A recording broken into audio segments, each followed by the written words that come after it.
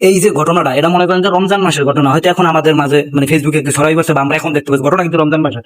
তো এটা নিয়ে যারা মনে করেন যে কুরুচি মন্তব্য করতেছেন, ঠিক আছে, আমি মনে করি আপনারা ভুলে আছেন, আপনারা সম্পূর্ণরূপে ভুলে আছেন। এখানে এটা নিয়ে কুরুচি মন্তব্য কি করার কি আছে বলেন?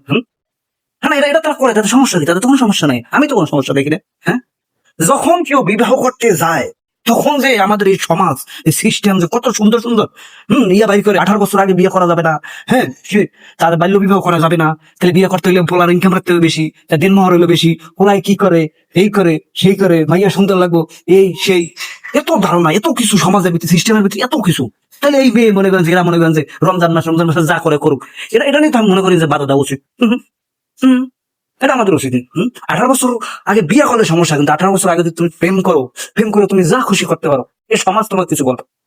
কিন্তু তুমি বিয়ের কথা বলো, তোমার ফ্যামিলি তখন বলো বউ কি খাবি, মনে হয় বউ দুর্নীতির সব খায়, মানে বউ এমন খাওয়া খায়, সেই পরিমাণ ইনকাম তুমি করতে পারবে না, বউ খাওয়াতে পারবা। আর এখনকার সমাজের মেয়েদেরও মনে করেন যে একটু চাহিদা বেশি, তারা স্বামীর মনে করেন টাকার মেশিন, বুঝছেন? আর বিয়ের সময় তো মেয়ের ফ্যামিলি মনে করেন যে কাবিন 10 লাখের নিচে হবেই না। বিয়ের একটা বলে কাবিন উঠবে, বিশ্বাস উঠে কাবিন উঠবে। তো সেখানে তারা এখানে তাদের শরীর চর্চা করতে আছে, তার শরীর চর্চার দরকার আছে না, মানুষের শরীর চর্চার দরকার আছে না। তো এখানে আপনারা এটা নিয়ে আমি মনে করি না ভাইয়া মাতামাতির দরকার আছে। 18 বছর হইলে সে বিয়ে করে, 18 বছর আগে সে যা করে করো। মানে বাল্য বিবাহ করা যাবে না, কিন্তু বাল্য প্রেম তুমি করতে পারবে, প্রেমে তোমাকে কেউ বাধা দেবে। তুমি যা খুশি করো, আমাদের এটা শিখে নিস, তুমি প্রেম করো, তাতে কোনো সমস্যা নেই, এটা কোনো বিষয় না। তুমি প্রেম করো, তুমি প্রেম করতেই পারো, এটা কোনো বিষয় না, লাগলে তুমি 2-3টা করো, এটা সমস্যা না, কিন্তু তুমি বিবাহ করতে পারবা, বাল্য বিবাহ হবে না।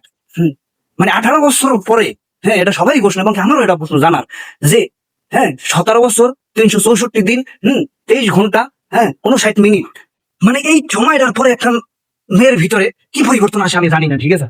হ্যাঁ, যে সে তখন মনে করেন যে বিবাহ উপযুক্ত হয়ে যায়, এর আগে সে 18 বছর হওয়ার একদিন আগেও সে বিবাহ করতে পারবে না।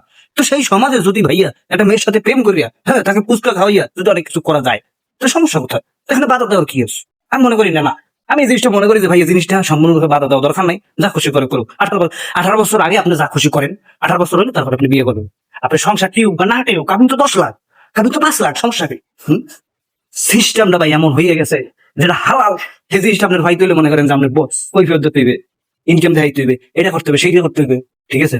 কিন্তু আপনি যদি অবৈধ ভাবে করেন, হারাম ভাবে করেন, একবার সহজ ভাইয়া, সর্বোচ্চ মনে করেন 1,000 টাকা খরচ করবেন, কথাটা শুনতে খারাপ লাগলো, এটাই বাস্তব ভাইয়া, ঠিক আছে। এগুলো আমাদের সমাজের সিস্টেম। আপনি ভালো হইতে চাইলে আপনি ভালো হইতে পারবেন না।